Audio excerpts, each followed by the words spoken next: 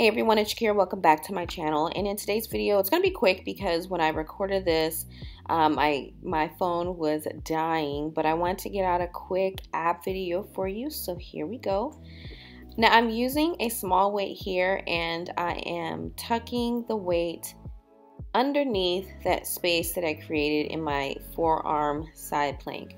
Your option here, if this move is not for you, is to just hold a side plank. And you can also hold a side plank on your thigh, but make sure you keep the core engaged. That way you're still getting the core action, and you're just holding the side plank. And I want you all to do a total of 20 reps at least. If you could do 30, that'd be even great. So this is your side plank, and then we're lifting. So we're creating a little resistance with our weight. You can always drop the weight, but we're lifting here. We're getting our obliques and our a little bit of our outer thigh, or our upper thigh in this move. This is also going to be effective for your shoulders and your arms. So make sure you stay out of your shoulder. Make sure everything is exactly how you see me doing it. Now we're just doing a regular old sit-up, and we're adding a weight to make it more intense.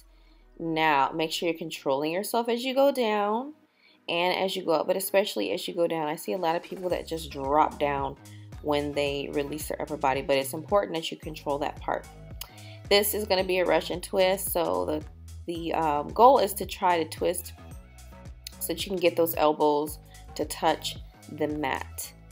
Halfway through your set, you're going to want to switch the positioning of the leg like I did. Next, this is more oblique work, and you're just releasing the knees to the left side, and you're crunching towards the right. And the same here, we're releasing the knees towards the right, and we're crunching towards the left leg so that we can attack those obliques.